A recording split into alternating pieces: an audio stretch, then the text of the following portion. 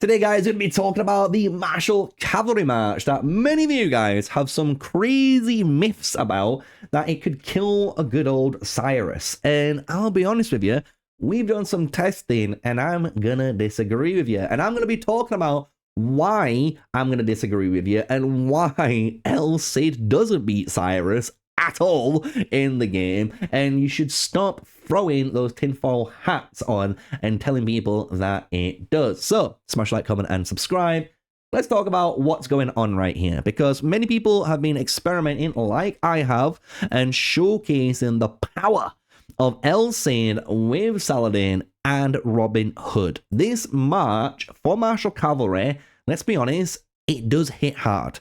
It hits very hard. But the issue is, in order for this to hit hard, you need for 2 heroes to be 5 stars. Let's be real. You need a 5-star Robin Hood.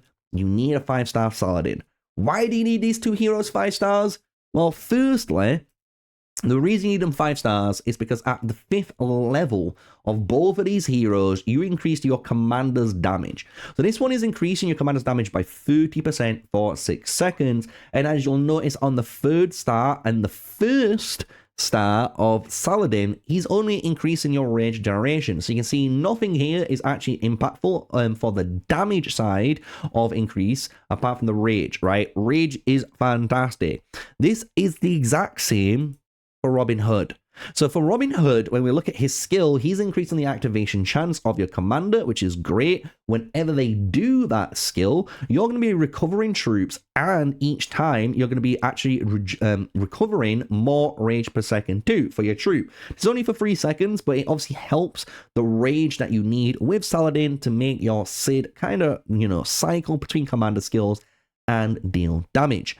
The problem is, though, again, with Robin Hood is at 1 star, we get some nice consistency because of the extra additional chances of the rage and the recovery going off.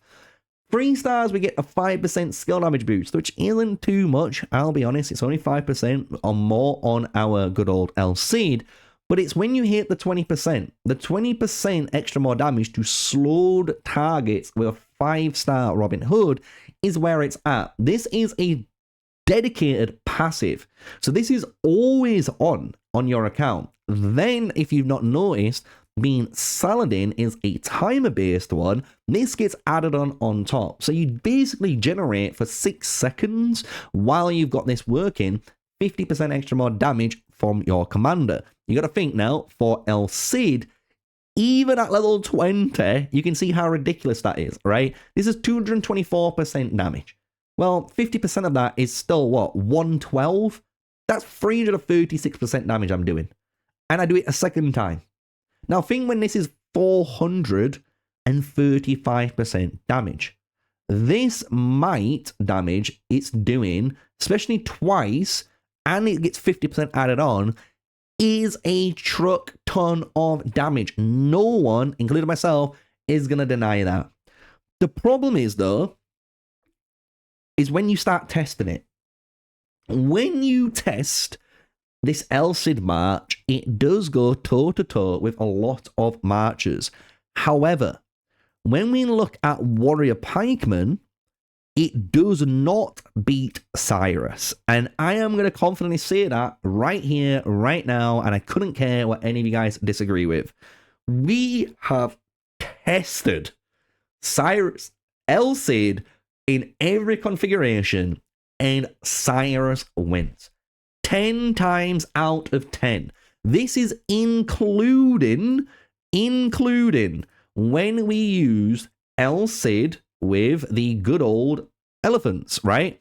We've used elephants on Cid, and we've used the camel riders on Cid. We didn't get a chance to use the Byzantine Cataphracts because we just didn't have the ability to do this. So this could be really good too. But no matter what mercenary unit, no matter what setup you put on, you would not beat Cyrus. So how are people who are running Cid, Saladin, and Robin Hood, how are they beating Cyrus? Well, I don't want to be the one who has to tell you you're an idiot, but it's the simple fact that they have outscaled their opponents, meaning stuff like your ring. So if you can imagine, if they've got a Radiant Guardian on their Cid, and it's like level 30, and you don't, you're going to lose. If they've got a Saladin, for example, with a Lofty Mountain, level 30 or higher, and you don't, you're going to be losing that as a pikeman. And especially when they've got their third ring, whatever they're running, it could be anything. I'm going to be honest. It literally could be fucking anything. And it's higher level than yours. Of course you're going to lose. This is the one thing which I think many people keep forgetting about. When people are testing on their main accounts, you have to factor in mercenary tech. You need to factor in your research tech that you've got. You need to factor in all of your bonuses you've got from here on this facilities tech. You need to factor in the gems on your gear, right? If they're red gems or red level 2, red level 3, red level 4, you need to factor in level 8 gear. 1 star, 2 star, 3 star, 4 star. The more of these stats that people are putting onto their marchers through testing is causing bad testing. And because of that bad testing, it's skewing people's views on marchers. So I'm going to be the one to tell you guys, no matter what you think, martial cavalry does not win to warrior pikemen. It just doesn't. If you've got Cyrus with a Vlad and a Mansa, you absolutely destroy them. Even with Cyrus, Barbarossa, and Mansa, you will also destroy those Cid players. Because the natural thing is, with counters, you are dealing, I think it's like 20% more and taking 20% less. It's such a massive difference that you are putting on the march because of the counter system that you lose as a cav player to a pike. And that's good. That's good. I don't think any march in the game should ever beat its counterpart. If, for example, an archer could beat a cavalry, we've got some serious issues on our way. If infantry, right, could beat archers, we would have a massive problem, right? We would. But there is archers out there that can keep the infantry in place. And that's what you need for all of the unit types, right? So I really wanted to make this video. And I really wanted to kind of talk about it. Because like I said, if you guys want to check it out, again, in the description down below is my video or live stream of all these tests. And the info I can tell you when it comes to your Cid march is pretty simple. When it comes to your mercenaries, I would always recommend using these camels. It sounds crazy, but every single test we did with Cid, with obviously Saladin and Robin Hood, that formation did the best with the camel riders. You got to think, 18 seconds of taking 5% less damage is just bonkers. It is just bonkers. Your troop is taking 5% less damage. It doesn't matter. It's that good. It just allows you to sustain out of a fight that naturally you should be losing out of even harder, but this helps you actually trade a little bit better than you would. The 1% extra chance as well does actually add up. It does just give you a consistent attack compared to, as you guys will probably guess it, the elephants, right? The elephants are good in the Cid march if you really want to try to explode, because the fact is all heroes do have that 5% chance to launch 2 normal attacks each turn. If you, for example, are running that Cid and you don't have, obviously, in that double attack state, for example, this is going to allow you to potentially get there. And as you guys know, that is a lot of dice rolling, but when you roll the dice and you hit double 6, hey, you're doing a shit ton of damage too. But you will lose quicker. That is the one thing we've always noticed when we did our test. The elephants would lose quicker than the camels, while the elephants can hit explosively more compared to the camels, but the camels just constantly just did good damage. It was just that good. So if you want my input, and on the martial cavalry hype train, I would do this. If you want to run El Cid, run El Cid. But when it comes to Saladin, he's one of the heroes that I would actually only keep 3 stars. I feel like this is one of the heroes in the game that is going to get outclassed. And the issue he has, as you can imagine, is he only does one job. And when you only do one job in Age of Empires Mobile, it's just not good enough, unfortunately. It just isn't. He does it fantastic, don't get me wrong. He generates the most amount of rage you can ever ask for in any march. But the problem is, in the future, when a new martial archer cavalry unit comes out, and it has rage recovery, and it's a support, but it also deals damage, or it reduces damage, or it gives attributes, or it recovers, and it does that naturally, all in its skills, without needing to 5-star this Saladin. Same with Robin Hood. Robin Hood, I actually think, is a very catch-out character, because the thing is, even though he is fantastic for the martial, cavalry, and I say it to this day, he is made for El Cid. But that's it. He's made for El Cid. We need to make clear of that, because until we see any new martial cavalry units come out with built-in slowdown, this 5-star is such an investment for such a gamble, and it's only benefiting one hero, which is El Cid at the moment for the March. You're hoping the next El Cid replacement has slowdown, otherwise this is going to be such of a waste of an investment. So again, it sounds crazy to me, but 3-star in this hero is enough. It is. Just 3-star this hero, 3-star Saladin, and if you have your El Cid from the beginning of the game, and you've got him all the way up to 5-star, fine.